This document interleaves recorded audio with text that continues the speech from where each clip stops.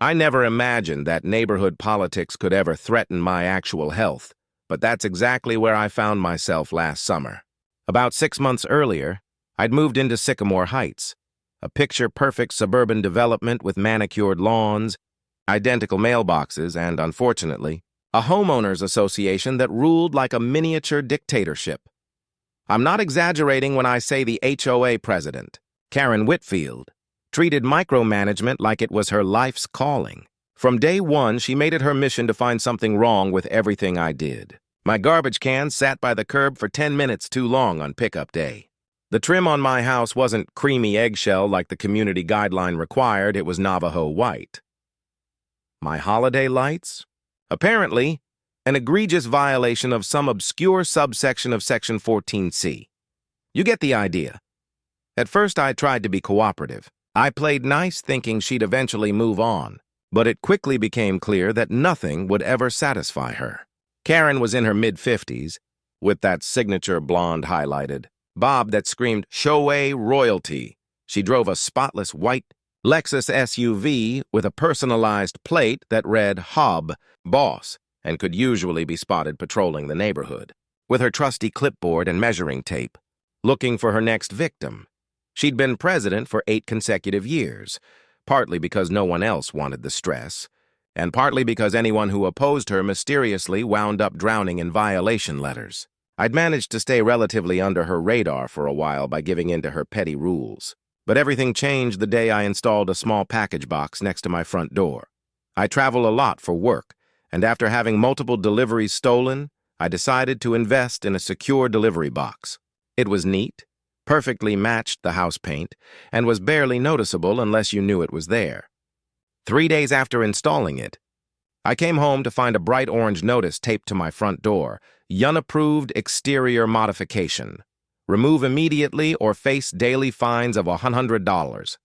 Annoyed but not surprised, I decided to follow the proper process. I submitted a retroactive approval request to the HOA's Architectural Committee, complete with photos, product specs, and even a color swatch. To my relief, the committee approved it within a week. I thought that was the end of it, but Karen wasn't about to let me win that easily. At the next HOA meeting, she overrode the committee's decision, claiming emergency powers as president. Yes, she actually used those words, emergency powers, over a package box. I tried reasoning with her after the meeting, explaining that I needed it for my medication deliveries since I have a chronic health condition that requires specialty prescriptions.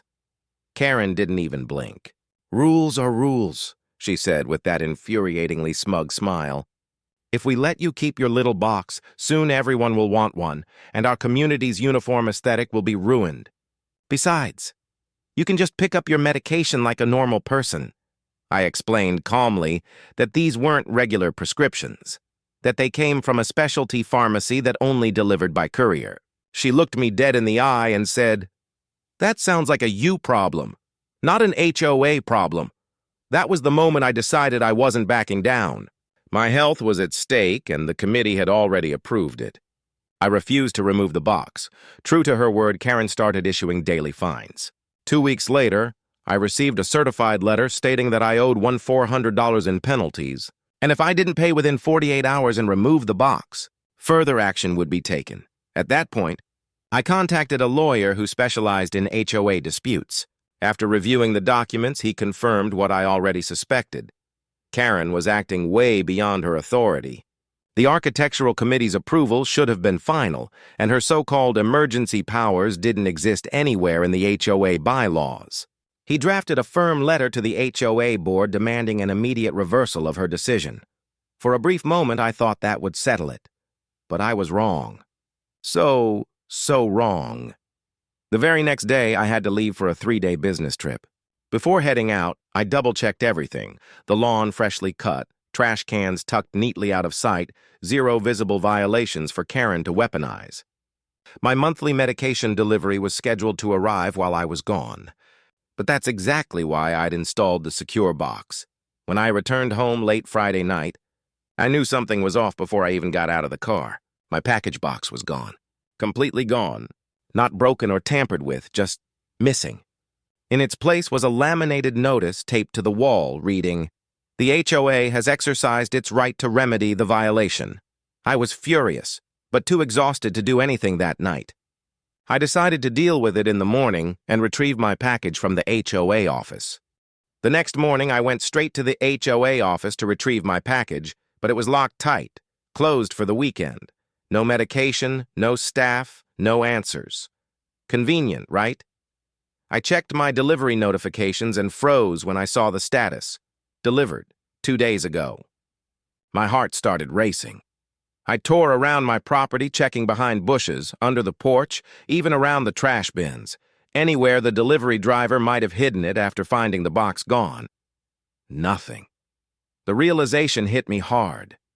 There was only one person in this neighborhood petty enough to take it.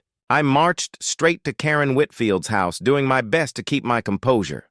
When she opened the door in her crisp white tennis outfit, visor and all, she gave me that smug little smile I'd come to hate. "Karen," I began, keeping my tone polite, "I'm missing a delivery that was supposed to go into my package box. Do you happen to know where it is?" She tilted her head. "Oh, that?" she said, pretending to think. "It was sitting out for days. An eyesore, really. Probably attracting thieves. I disposed of it." For a moment, I thought I misheard her. "You disposed of it?" My voice trembled. "Karen, that was my prescription medication. You had no right to touch it. Do you have any idea how serious this is? Those are controlled substances that cost over $1,000. I can't." "Just replace them." Her fake smile faded into a look of icy authority. "You should have thought of that before violating our community standards," she said sharply. "Besides, I did you a favor. If you're getting mysterious unmarked packages, how am I supposed to know what's in them? For all I know, you're running some kind of operation." I stared at her, completely stunned. "It wasn't unmarked. It had pharmacy labels all over it. You had no right to take, let alone destroy, my medication." Karen folded her arms and gave a dismissive shrug. "Take it up with the board," she said coolly. "Now, if you'll excuse me, I have a tennis match to get to." When she started closing the door, I placed my hand on it, firmly, but not aggressively. "Karen, please," I said. "This is serious. I need that medication to function." "Where did you put it?" Her eyes widened theatrically, and she raised her voice just enough for her neighbors to hear. "Are you threatening me? Remove your hand from my door immediately or I'll call the police." I stepped back, exasperated. "I'm not threatening you, I just need my medication back. This isn't about HOA rules anymore. It's about my health." "I already told you," she said, her tone dripping with satisfaction. "I disposed of it. Maybe next time you'll think twice before breaking the rules." Then she slammed the door in my face. I stood there in disbelief. My life-saving medication was gone, and I'd have to wait at least 2 weeks for the next refill, if insurance even approved it. Panicking, I called my specialty pharmacy. When the pharmacist, Sarah, answered, I explained everything, every miserable detail. Her response was immediate and horrified. "Wait, someone deliberately took and destroyed your medication?" she asked. "That's not just wrong, that's illegal. Tampering with or disposing of prescription drugs is a federal offense, especially the type you're prescribed. I hadn't even thought about the legal side of things. I was just desperate to replace what I'd lost." "What should I do?" I asked. "My insurance won't approve another refill for 2 weeks, and I can't go that long without it." Sarah's voice turned firm. "First, you need to contact the police.